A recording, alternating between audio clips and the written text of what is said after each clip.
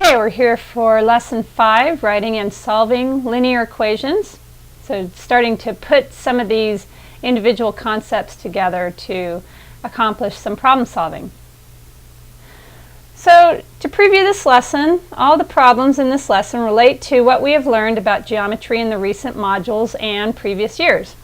The purpose is twofold. First, we want to reinforce what we have been learning about geometry, and second, we want to demonstrate a need for writing and solving an equation in a context that is familiar. Throughout the lesson, we solve mathematical problems that relate directly to what we have learned about angle relationships, congruence, and the triangle sum theorem. We are also going to draw a diagram to represent the situation presented in the word problems. So for example 1, on your lesson worksheet, go ahead and complete it yourself. You're going to take your time and make sense of the problem and persevere in solving it. You could begin your work by guessing and checking. You could draw a diagram or other methods as appropriate. Then, after you're done with that, continue the video because we're going to move on to using the algebraic method to show your work next. Alright, so you should have at least attempted example 1 to see if you could come up with an answer. Let's see how your work matches up with what we're going to present. And obviously you should be able to explain your method. So first of all, let's see what a diagram would look like. First of all, if we're talking about a triangle and that we have some number that is missing, however, the sum of both triangles is 143 degrees. You could draw a picture and represent it like this, where x is representing the angle that is just represented by some number, and the 3x minus 5 is represented in red here, three numbers that we don't know, or 3 times a number that we don't know what it is, and then minus 5, or adding a negative 5 to it.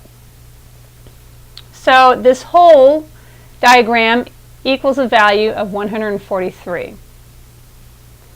And again, this part in red is represented by 3x minus 5, or 3x plus a negative 5. So what do we need to do first to solve this problem?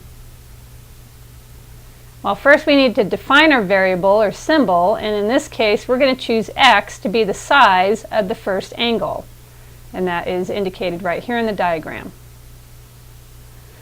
So if x is the size of the first angle, how do we represent the size of the second angle? Well, the second angle is 3 times some number minus 5, or it could have been written as 5 less than 3 times a number.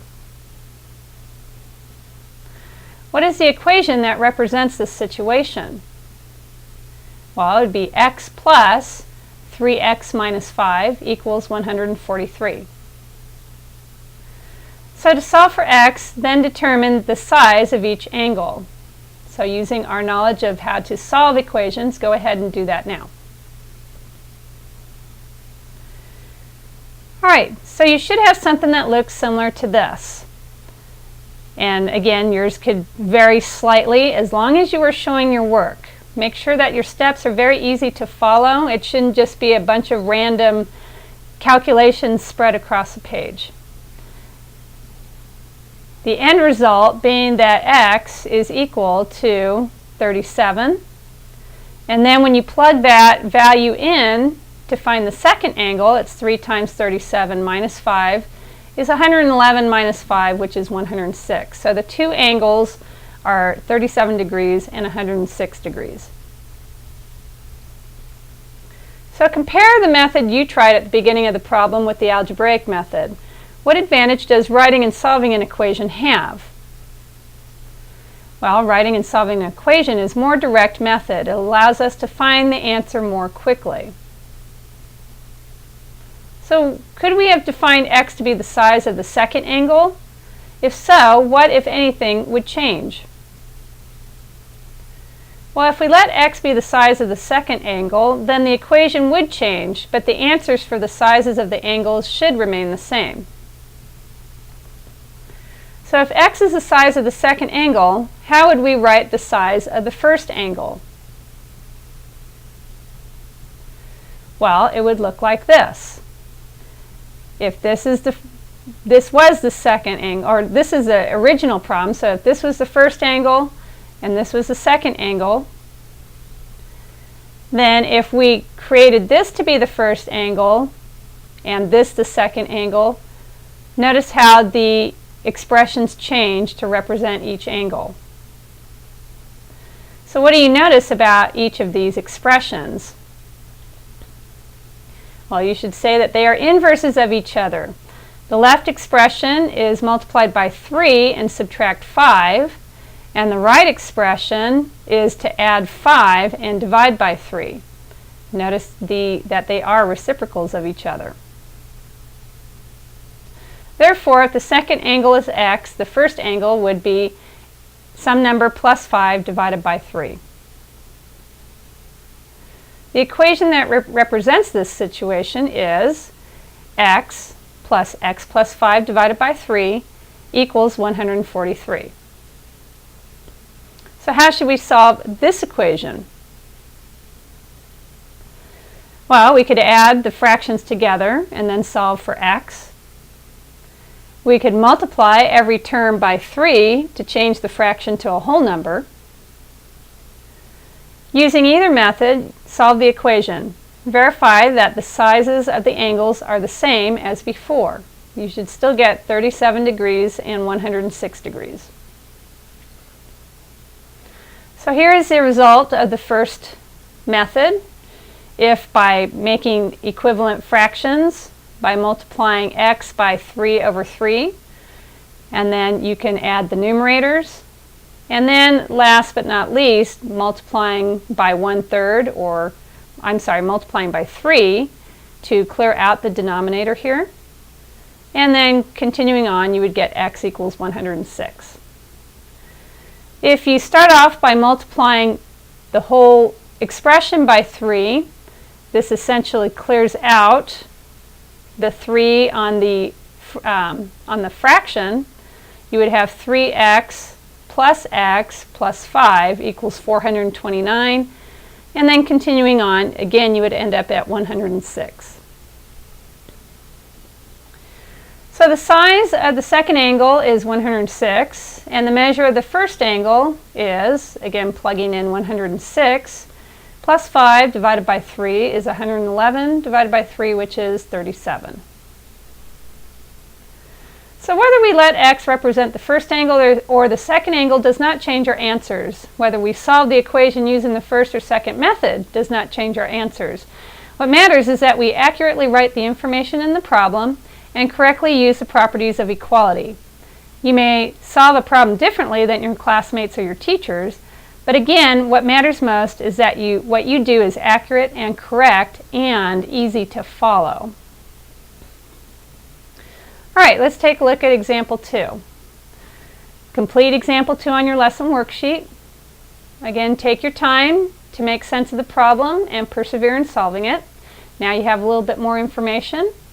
Again, you can begin by showing your work by guessing and checking, drawing a diagram, or other methods as appropriate, and we will then move to an algebraic method shown next. And again, be prepared to share and explain your method. All right, we're assuming that you are done with example 2. Let's see what you have. So we're going to present 4 different solutions. Here are 2 of them. Go ahead and compare your solution, or if you didn't come up with a solution, go ahead and write these solutions down or look at them, and if you have to replay the video, pick which one makes more sense to you and write that down. So here are the first 2. When you are done looking at them, continue the video. And here is the second 2, solutions 3 and solutions 4.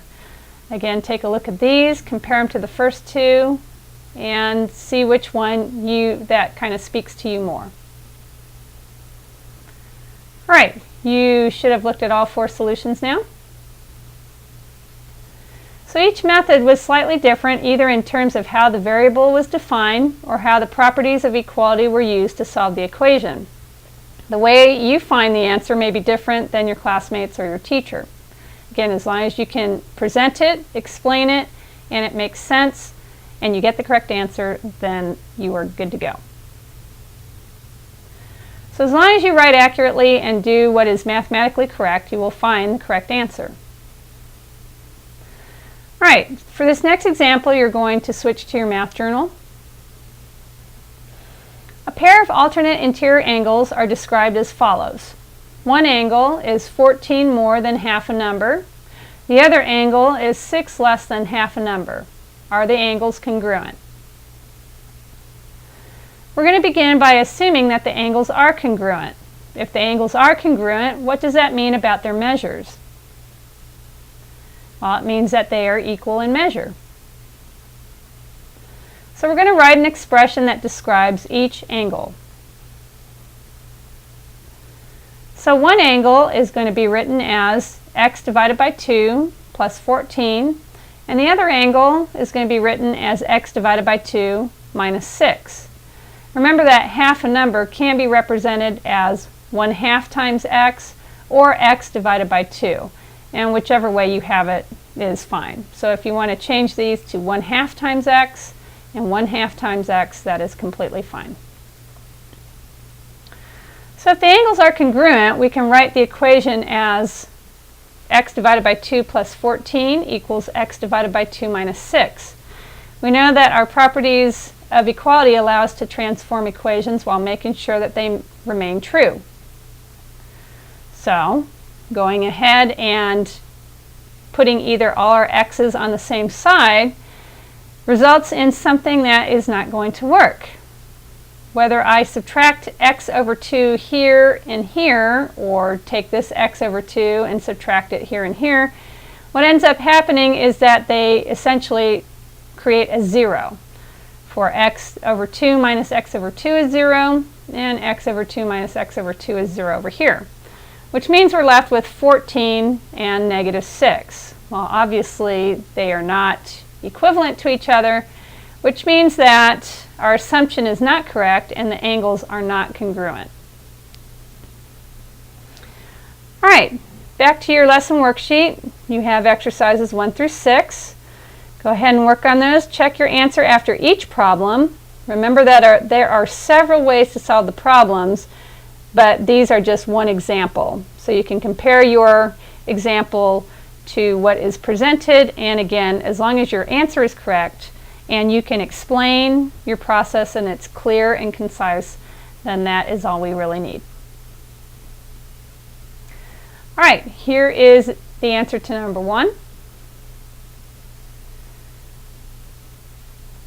And to number 2.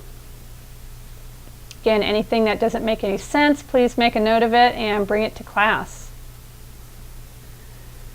Here is example 3.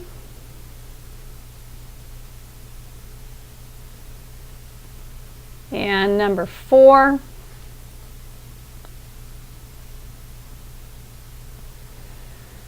Problem 5. And problem 6. All right, so let's wrap this up. We know that an algebraic method for solving equations is more efficient than guessing and checking. We know how to write and solve equations that relate to angles, triangles, and geometry in general. And we know that drawing a diagram can sometimes make it easier to understand a problem, and that there is more than one way to solve an equation. All right, we'll see you in class.